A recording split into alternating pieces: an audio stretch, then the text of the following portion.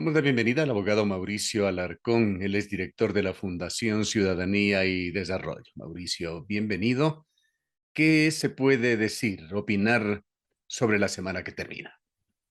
Gustavo, buenas noches, un saludo para ti y para nuestra audiencia. Pues ha sido una semana de altos y bajos. Creo que hay que partir de lo positivo, de lo bueno, lo que ha hecho la Corte Constitucional a propósito del dictamen de este veto mixto que envió el Ejecutivo, recordarás tú, a propósito de las reformas de la Ley de Comunicación. A través del magistrado, del juez Enrique Herrería, que como algunos recordarán, siempre estuvo apoyando la causa de la defensa de libertad de expresión y atacando precisamente esa ley de comunicación que se aprobó en 2013, ha llegado a un dictamen que, utilizando principalmente estándares internacionales, pone límites reales a esos abusos que algunos políticos quieren cometer al consagrar legalmente disposiciones que establecen censura, límites a los medios de comunicación o incluso cuestiones tan absurdas como las que en su momento discutimos del derecho a la verdad. Así es que en buena hora por este trabajo de la Corte Constitucional, que creo que es lo positivamente más destacado de la semana. No Del otro deja lado, de ser un acierto del gobierno la forma final en que se encaminó esto.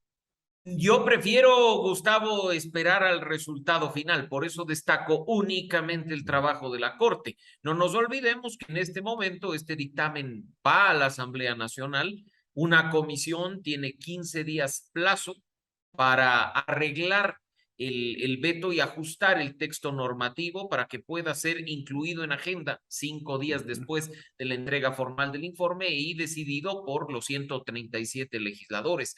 Pero Hasta no ver el pero los resultado final. límites, el ámbito de acción, de alguna manera se han estrechado. Por supuesto, se han estrechado, pero conociendo a nuestros representantes que no dejan de sorprendernos, yo prefiero esperar al resultado final para ver si es que efectivamente el camino optado por el gobierno nacional es el correcto. Destacado lo de la Corte, insisto, que ha hecho un trabajo, además decidido por unanimidad, a la altura de la garantía, de la promoción y de la protección de los derechos humanos fundamentales de los ciudadanos. Bien, vamos con el resto. Te decía, lo negativo, la palabra del presidente, una palabra que vale muy poco, una palabra que los ecuatorianos definitivamente han decidido ya no creer, porque anuncios oficiales, por ejemplo, a propósito del crimen atroz que se cometió aquí en la capital contra la abogada María Belén Bernal respecto de la cúpula policial, terminó en nada, pues los oficiales de policía, los altos mandos policiales, que en una rueda de prensa al apuro y en el aeropuerto hasta con mal audio anunció el presidente, pues simplemente quedaron en que no se podían dar decisiones a locas, palabras textuales de nuestro presidente en una entrevista que, como tú sabes, dio a uno de los medios en manos del Estado hace pocos días. Esa palabra que debería estar quizá en el nivel más alto, precisamente para dar tranquilidad y estabilidad a los ecuatorianos en momentos críticos como los que vive nuestro país, simplemente ha quedado por los suelos. Ese es el tema negativo que creo que hay que tener en cuenta. Y ojo que no es únicamente el presidente el que empieza a faltar a su palabra, pues también vimos días atrás, independientemente de que estemos o no a favor de su trabajo, que el asambleísta Fernando Villavicencio, con mucha parafernalia, anunció su renuncia a la Comisión de Fiscalización de la Asamblea y pues ahora dice que por clamor popular ha decidido no presentar la renuncia y quedarse. No sé a qué juegan los políticos, serán los ecuatorianos, nuestra audiencia, quienes saquen sus propias conclusiones. Son formas de devaluar el valor de la palabra. Totalmente, y nuestros representantes, nuestros políticos, del presidente de la República, los asambleístas, pasando por nuestros alcaldes, prefectos y prefectas, deben tener palabra, deben tener respeto por los compromisos que asumen verbal y públicamente con los ecuatorianos. Ahora, más allá de esto, quedémonos por un momento con Fernando Villavicencio. ¿Qué piensa usted, Mauricio Fernando Villavicencio? Hay acusaciones cruzadas que se hacen sobre todo desde el Parlamento. Él tiene un soporte, una carrera por detrás con una serie de denuncias que provocaron incluso los juicios políticos y de corrupción más importantes del país. ¿qué papel está jugando? ¿Qué asidero tienen las acusaciones que a su vez hacen sobre él sus detractores? Los detractores siempre pueden decir cualquier cosa. Lo importante es que cuando acusan a alguien de una actuación irregular, del presunto cometimiento de un delito, lo hagan con pruebas.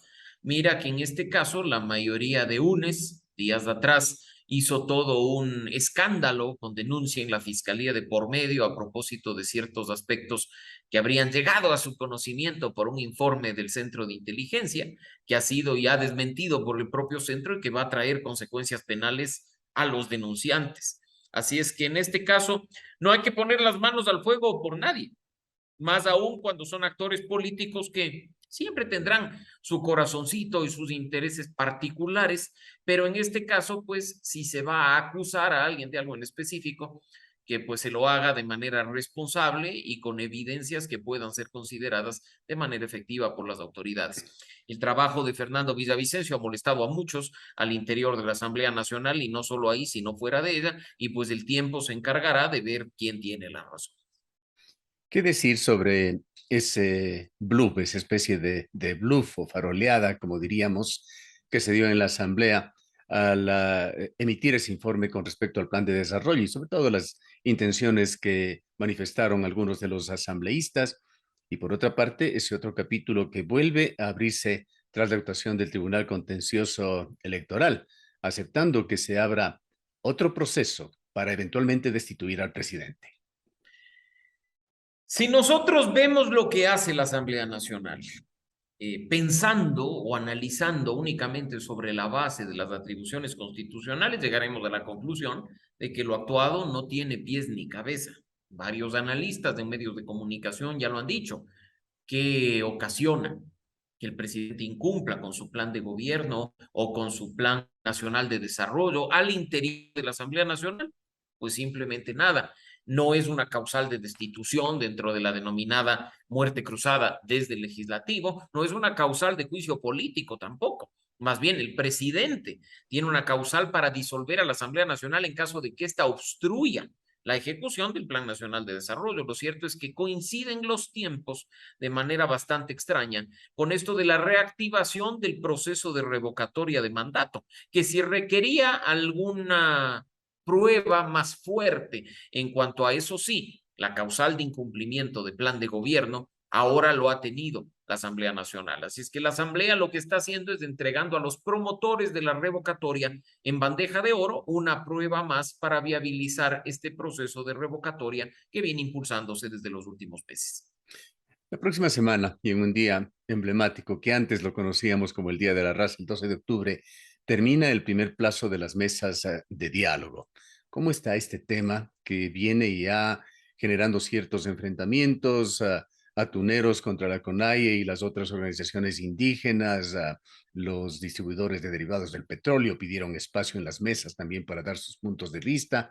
Y hay varios sectores que sobre todo se están manejando en un marco de desinformación. No hay buena información en cuanto a esas más de 100 decisiones o acuerdos que se han tomado entre el gobierno y los miembros de las mesas. El proceso de diálogo no ha estado, como tú sabes, exento de la polémica, con las condiciones amenazantes de ciertos sectores de los movimientos indígenas del país. Resulta muy poco flexible para el gobierno negociar y llegar a una conclusión que nos beneficie a todos. Un diálogo que además ha excluido a varios sectores del país y que por supuesto sí ha llegado a acuerdos, pero pensando solo en unos pocos. Eso es algo que no es saludable dentro de un proceso como el que vive Ecuador, un proceso que se viene arrastrando desde octubre de 2019 y donde varios actores empiezan a creer que la única forma de conseguir resultados cuando el gobierno no te escucha es mediante acciones de fuerza, acciones violentas. Eso de ninguna manera puede seguir. Me alegro mucho en lo personal que pues se hayan bajado las tensiones y que si bien hay algunos puntos de desacuerdo o pendientes en las mesas en esta etapa final, puedan generar algún tipo de problemas. Lo principal ya ha sido abordado, ha sido tratado, la conferencia episcopal lo ha hecho público y pues ojalá en ese sentido al menos se calmen un poco las aguas respecto de aquellos que únicamente y de manera caótica quieren pescar el río revuelto para beneficio propio. El diálogo es una condición eminentemente del ser humano para resolver problemas, diferencias, conflictos, pero el diálogo puede ser también controversial. ¿Qué lectura deja?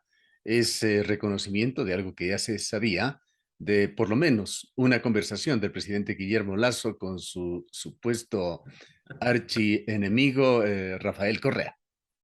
Cosas de la política nacional. Recordarás tú esa frase que se dice que en la política ecuatoriana hasta se tuesta granizo y pues se rasgan las vestiduras, acusan de corrupción, de autoritarismo y de totalitarismo, pero a la primera de bastos levantan el teléfono y sobre pretexto del bienestar colectivo, del bienestar del país, empiezan a conversar y quién sabe con qué resultados.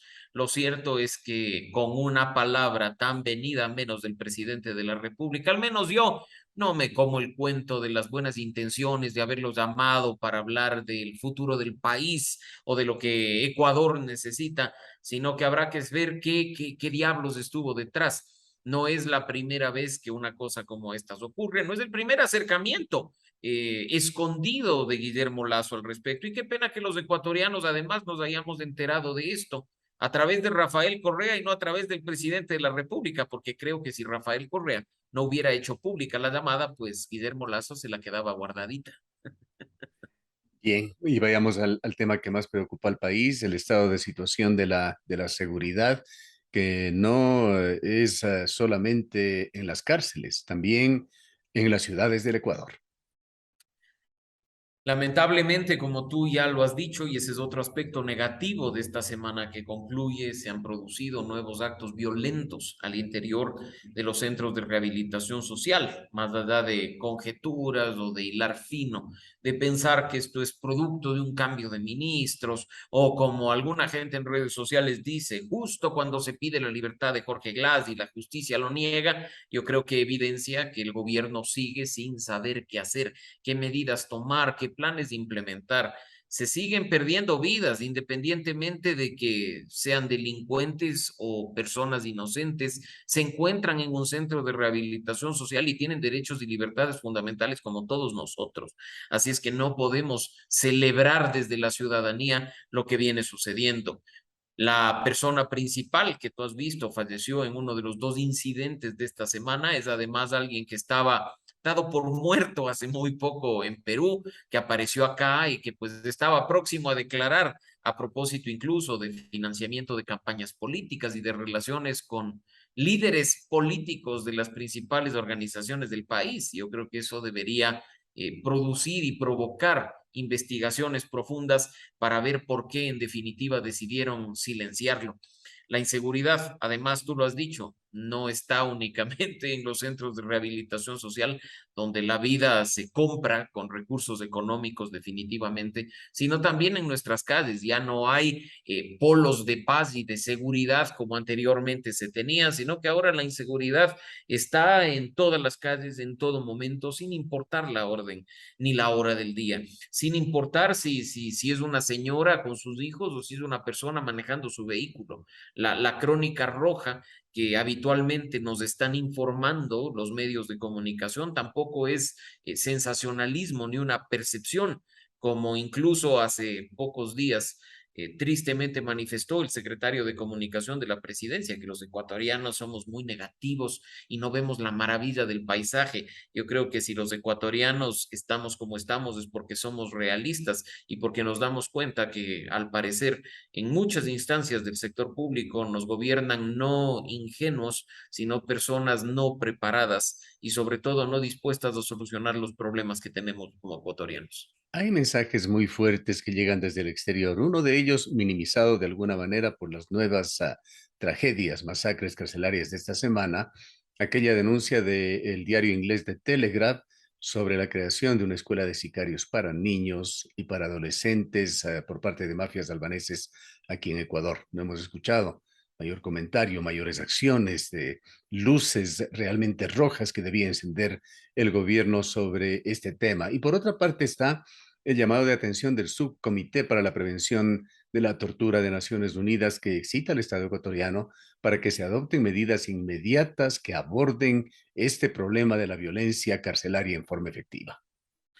Respecto del primer tema, Gustavo, probablemente no hay reacciones porque se acaban de enterar gracias al medio de comunicación británico. Sin embargo, varios periodistas, especialmente aquellos que trabajan en la provincia del Guayas o en la ciudad de Guayaquil, han manifestado que es frecuente la presencia de rusos, de albaneses, de personas de esa zona específica del continente europeo, que no es algo nuevo, que es Vox Populi la presencia de este tipo de mafias reclutando y actuando como lo ha denunciado el medio británico. ¿Qué nos dirán después las autoridades? Que estaban investigando y que por eso no dijeron una palabra, que como estaban investigando bajaron el perfil para no, es totalmente irresponsable en un asunto tan serio y tan sensible tener que enterarnos por medios de comunicación internacionales y no actuar de manera preventiva y por supuesto también reactiva frente a lo que ha venido sucediendo en Ecuador durante los últimos años. Esa irresponsabilidad permanente de algunas autoridades lamentablemente nos está pasando factura a todos. Y no se diga lo que tú mencionas, estas observaciones que no solo en materia de tortura y de prevención de la tortura vienen desde Naciones Unidas, sino que incluso en pocas semanas que Ecuador se someterá a un nuevo examen periódico universal de derechos humanos, vendrán reclamos y observaciones mucho más fuertes respecto de otros derechos y libertades fundamentales que lamentablemente siguen sin estar garantizadas de manera plena en nuestro país, dejando a los ciudadanos a merced de la coyuntura o de la subjetividad con la que algunas autoridades actúan. Bien, culminemos con este último tema que se ha conocido en esta semana de que siguen creciendo y muy significativamente las remesas que recibe Ecuador, sabiendo que las remesas se han convertido desde hace mucho tiempo en uno de los pilares que sustentan la economía ecuatoriana, pero por detrás tienen todo ese otro drama de Ecuador, el drama de la migración que afecta en forma muy particular al sur del país. Y mira que afecta al sur del país, afecta a los ecuatorianos, desintegra familias y pone incluso a menores de edad, como hemos visto en una situación de riesgo terrible en la frontera entre México y Estados Unidos. Y acá no se trata de decir que pues la gente migra en busca de oportunidades o que el gobierno no está haciendo nada para prevenir que la gente migre. Yo creo que este tema en el que en particular se están perdiendo vidas, no solo de ecuatorianos, sino de latinoamericanos que se esfuerzan para llegar y dar mejores horizontes, no solo para sus familias, sino incluso para sus amigos, para sus allegados, para gente cercana, tiene que ser tratado con la seriedad y la profundidad que una cuestión como estas amerita. Pero Como te digo, parte sí, de lo grave por acá es la enorme desintegración familiar que existe.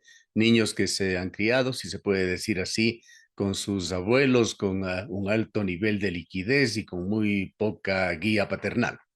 y mira, niños que también son enviados a la frontera con los Ujú. conocidos coyotes que optan simplemente por lanzarlos a través de un muro para ver si es que son rescatados efectivamente por las autoridades de Estados Unidos y en algún momento pueden reencontrarse con sus padres que se encuentran por allá. Esa situación, como digo, es muy crítica. No hay que quedarse en lo superficial, en el tema de sí, la falta de empleo o sí, el gobierno no está haciendo X y Z cosas que se necesita para que la gente se quede en el país y tenga oportunidades en nuestro Ecuador, sino que cuando hay de por medio situaciones como las que hemos mencionado, creo que hay que ir mucho más allá y hay que trabajar de manera efectiva para evitar que vidas de adultos y de niños se pierdan sobre pretexto de alcanzar ese sueño y mejores condiciones para todos. Sí.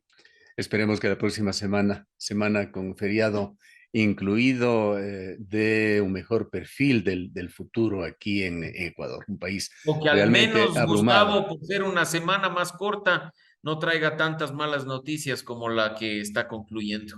Así es. Muchas gracias, Mauricio. Siempre un gusto, a la orden. Declaraciones del abogado Mauricio Alarcón, director de la Fundación Ciudadanía y Desarrollo.